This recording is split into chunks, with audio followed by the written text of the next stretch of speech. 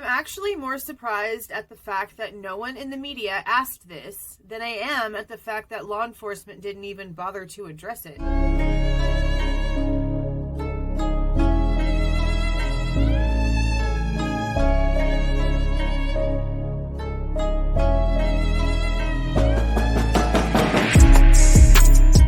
This is Jules with True Crime Reaction. There was a press conference today in the case of the Idaho 4, which is the 4 college students who lost their lives in the early morning hours of November 13th in Moscow, Idaho. There still, after this press conference, is no leads, no suspects, and what the suspect did use still has not been found. We're going to go over it in my view, chronologically as it was laid out. So right at the very beginning, the captain starts going over the timeline of what we apparently know so far.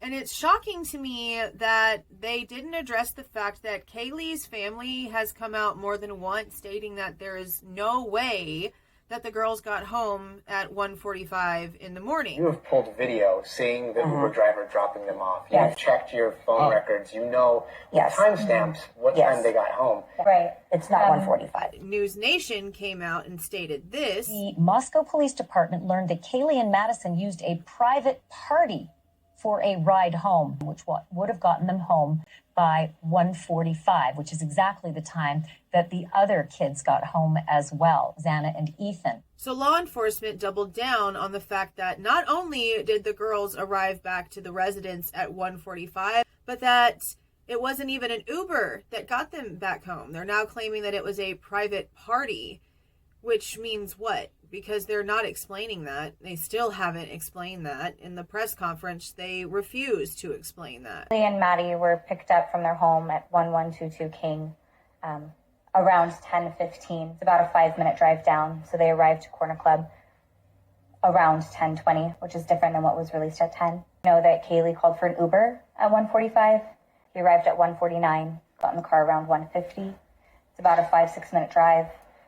They arrived home at 1:57. But the fact that it wasn't talked about at all today in the press conference just has me a little, I don't know if concerned is really the word, because I don't know the angle that law enforcement is thinking when it comes to what they think happened here. This might have come from Ring doorbell cams that might have traced whatever vehicle ended up eventually at the home where Kaylee and Madison live.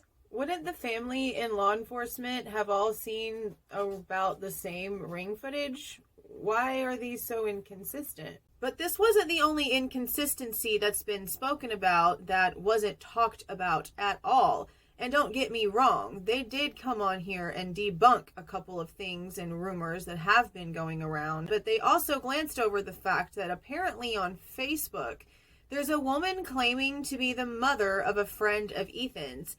And her son is claiming to have gotten a text from Ethan around 2 a.m. in which he believes that Ethan was still at the party that him and Xana were at that night and not yet back at the house. And this text would have been 15 minutes after law enforcement stating that they got back home. They do confirm that it was one of the surviving roommates' phones that was used to make the 911 call, but that it was not the owner of the phone who actually called 911. They also verified that there were several people spoken to that were at the crime scene on the dispatch calls.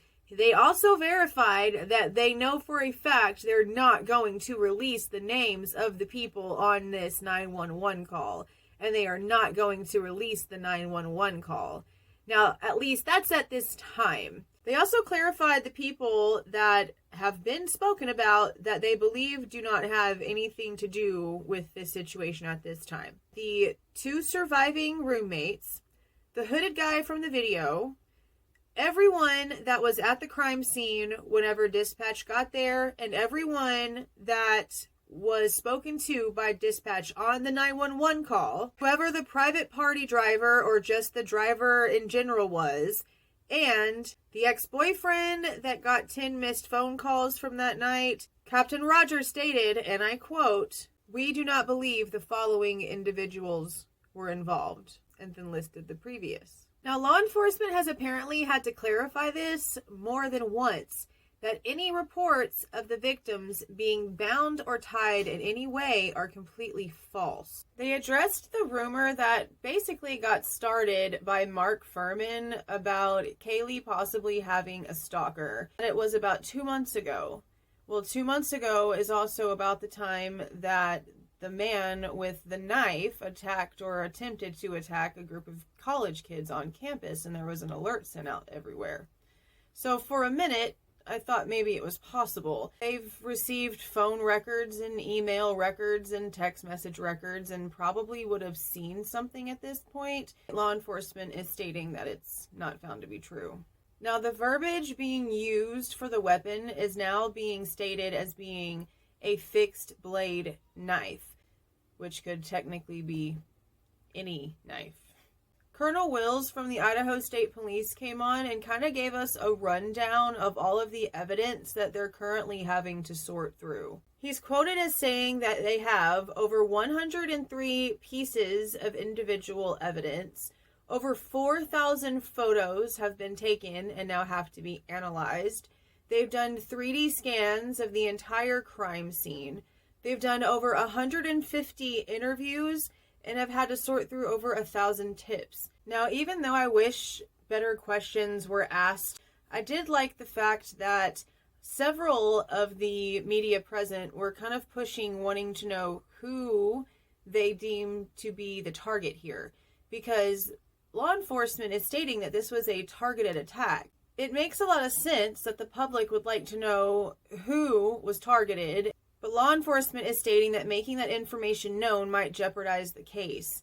If you can prove who was the target in this attack on 4, it would narrow down the suspect pool, would it not? Now, another question that they wouldn't give us any information about is when someone asked if there was any evidence that whoever did this actually was on the first floor where the 2 survivors were at some point during the attack. Apparently, the situation where someone would take others away before then taking themselves away was something that was asked in the press conference, and law enforcement claims it was something that was looked at.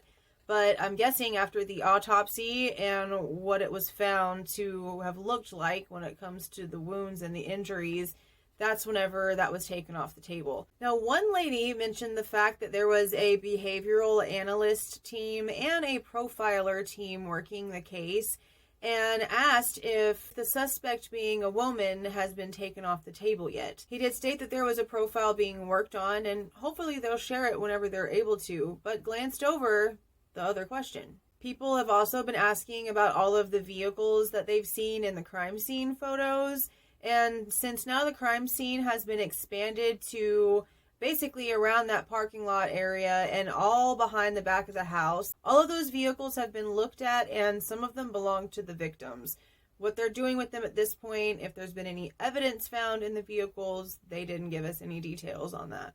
Now, we know that there was no forced entry found, apparently, but they won't release to us where the entry's actually been found.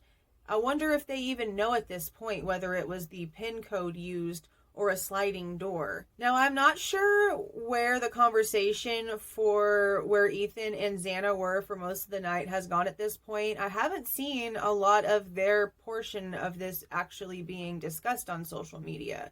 Now, I know that whenever I was first looking into this, some of the videos that I watched showed that they were actually only at that house party for about an hour. It's been some weeks now, guys, and we really don't have a concrete timeline about any of this so far. And I think it's pretty important to know whenever people got back.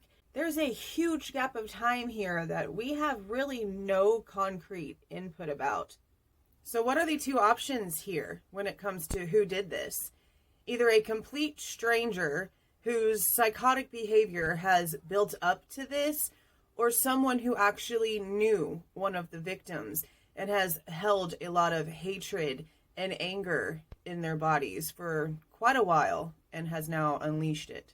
Either way, this is a very scary situation, and whoever was capable of doing this is still out there. So for everyone in that area, and everyone everywhere, really, please Stay vigilant and be aware of your surroundings. But that's all for now.